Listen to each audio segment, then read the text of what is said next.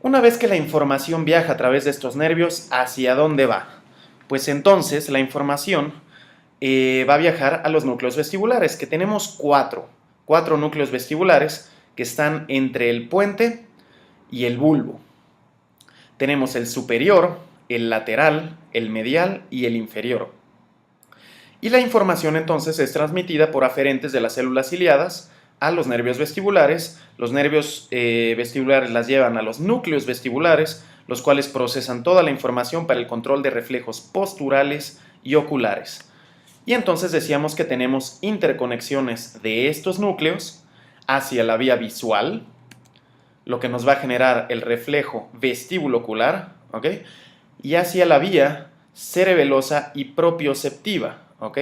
A través de otros tractos. Tenemos entonces redes óculo-vestibulares, vestíbulo-cerebelosas y vestíbulo-espinales. ¿Por qué sería importante tener vestíbulo-espinales? Porque si, por ejemplo, yo giro la cabeza hacia un lado, o estoy virando la cabeza, o estoy andando y hago un giro brusco de la cabeza, pues mi cuerpo tiene que saber cómo posicionar mis articulaciones para que yo no sufra de una caída. Si yo voy, por ejemplo, en un camión, o voy en el metro, y el metro va a hacer una parada, o se va a frenar, o el camión va a parar, pues entonces, ¿qué hacen todas mis articulaciones? Se ponen más rígidas, ¿ok? Y a veces hacemos estrategias de paso o algunas otras cosas para tratar de mantener el equilibrio.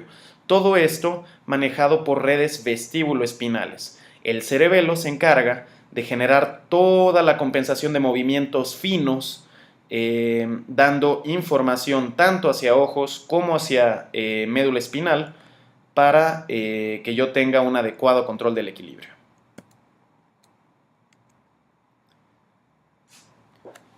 Terminando con un poco de fisiología, los receptores vestibulares traducen estímulos de posición y movimiento en señales neurales que se envían al cerebro. Los canales semicirculares responden a aceleración angular, girar la cabeza o el cuerpo.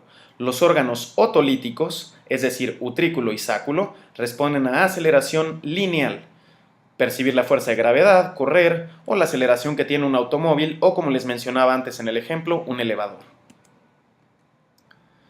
Tenemos una frecuencia de disparo basal y esto es muy importante. La frecuencia de disparo basal proporciona una sensibilidad bidireccional al sistema. La frecuencia de disparo puede aumentar con movimientos cefálicos excitatorios y disminuir con movimientos inhibitorios. Es decir, no hay momentos en los que nuestro utrículo, sáculo, crestas ampulares, etcétera, no estén enviando información al cerebro, ni cuando estamos completamente estáticos. Siempre tenemos una información basal. Y esto lo van a ver mejor ahorita en un esquema. Les comentaba yo que entonces la pérdida de un laberinto no significa la pérdida de sensibilidad para los movimientos de la mitad de la cabeza, porque el otro lado tiene la capacidad de sensar también lo que está pasando. Y esto es lo que se llama push-pull arrangement, o estira y afloja. La rotación cefálica produce una excitación del reflejo vestíbulo-ocular de un canal e inhibición del reflejo vestíbulo-ocular por el canal coplanar, es decir, el que es proporcional del lado contralateral. Como les mencionaba antes, dando un ejemplo de nuevo, el canal semicircular superior del lado derecho con el posterior del lado izquierdo. Si yo hago mi cabeza hacia adelante, entonces voy a estar estimulando mi canal superior del lado derecho, pero mi canal posterior del lado izquierdo se va a estar inhibiendo. Esto envía información coplanar. La estimulación de un canal semicircular produce un movimiento ocular en el plano de ese canal. Y esto es muy importante. Los ojos, entonces, a través de este reflejo vestíbulo ocular, como yo les decía, van a tratar de mantener la visión en un lado. Les pido que hagan un ejercicio. Traten de ver un punto fijo y traten de mantener ese punto en esa posición. Y empiecen a mover la cabeza en diferentes formas. Y van a ver cómo, si ustedes mueven su cabeza hacia abajo, pues sus ojos se van a mover hacia arriba. Si mueven la cabeza hacia arriba, sus ojos van hacia abajo. Si la mueven a la izquierda, sus ojos van a la derecha, y así de manera simétrica e inversa con cada uno de los movimientos que vayan haciendo.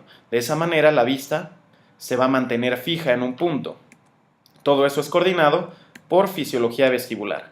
Y en este esquema entonces es lo que les comentaba. Imaginen esta cúpula y vean esta cabeza que no se está moviendo, que está en una posición, digamos, un paciente que está acostado, la nariz va aquí hacia adelante, tenemos la orejita izquierda y la orejita derecha, ¿ok?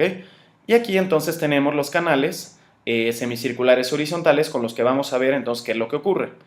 Si este paciente está en esta posición, vean cómo tenemos una frecuencia de disparo basal, digamos de 90 picos por segundo en reposo, en los dos lados. Imaginemos que este paciente gira hacia acá. Entonces se van a estimular, ¿ok?, las crestas ampulares de este lado, va a haber excitación y entonces va a aumentar mucho la frecuencia de disparo de este canal semicircular horizontal, mientras que el del lado contrario va a bajar a 10 picos por segundo, es decir, tiene un efecto inhibitorio. De esta manera, entonces, el cerebro, ¿qué es lo que percibe? Dice, este cuate está girando hacia la izquierda. Si entonces hacemos lo contrario, pues vean que pasa exactamente lo contrario. Si el paciente gira a la derecha, pues se excita este canal y se inhibe el lado contralateral. Lo que hacen nuestros ojos cuando perciben ese tipo de movimientos, entonces imaginemos ahí ese mismo canal que está, el paciente está moviendo la cabeza hacia la izquierda, como lo veíamos en ese mismo esquema. Okay, lo que nos genera ese movimiento a la izquierda es un desplazamiento de la endolinfa a la derecha que nos va a estimular esa cresta ampular y nos va a hacer que aumente la frecuencia de disparo de ese lado. Entonces, ¿qué es lo que van a hacer los ojos a ese nivel? Pues que van a hacer un movimiento justamente contrario al movimiento que está haciendo nuestra cabeza. ¿Okay? Aquí hacia la izquierda y atrás, aquí hacia la derecha, para tratar de mantener una imagen fija en la retina.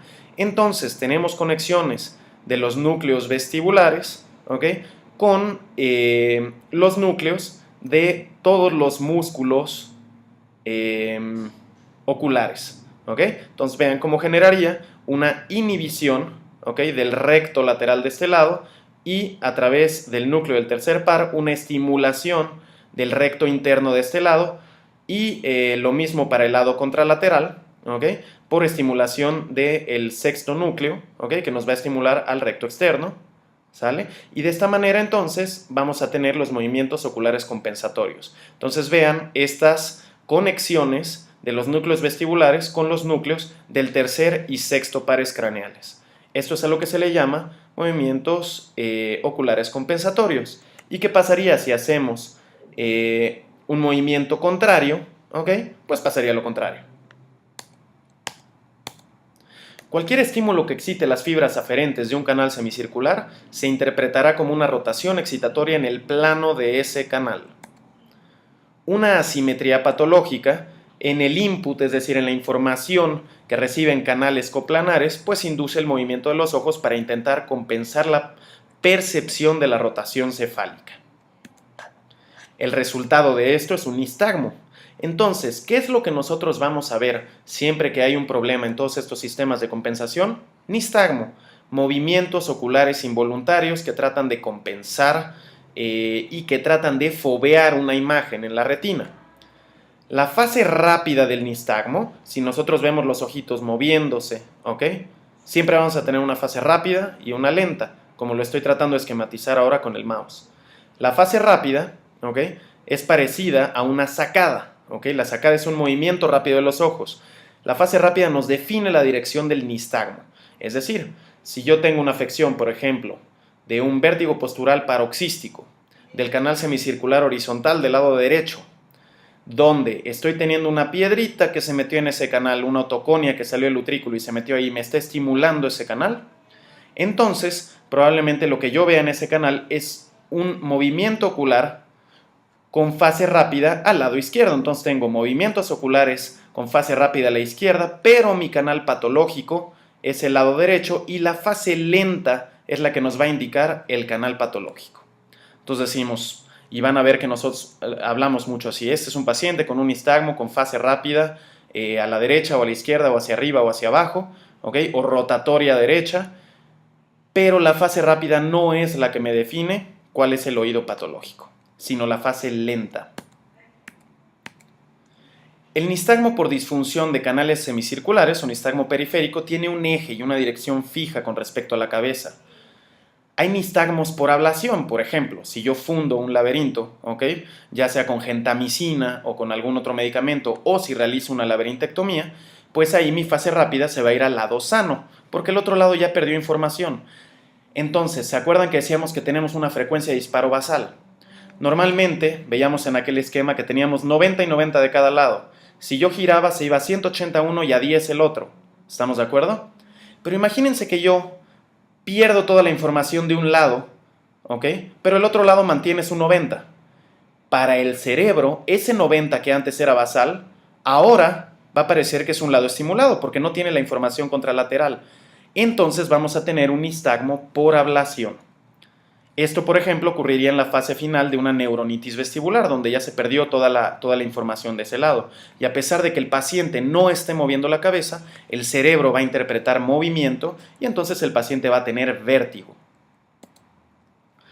Tenemos también nistagmos por excitación, como pasaría en un BPPV en el ejemplo que les hice antes. Fase rápida, en este caso podría ir hacia el lado patológico.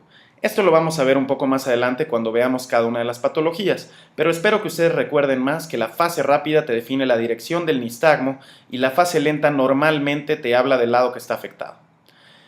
En el vértigo postural paroxístico o en la fase inicial de una neuronitis vestibular cuando el nervio está inflamado, o en una laberintitis irritativa cuando el nervio está irritado e hiperexcitado, entonces ahí vamos a ver fases rápidas hacia el lado patológico.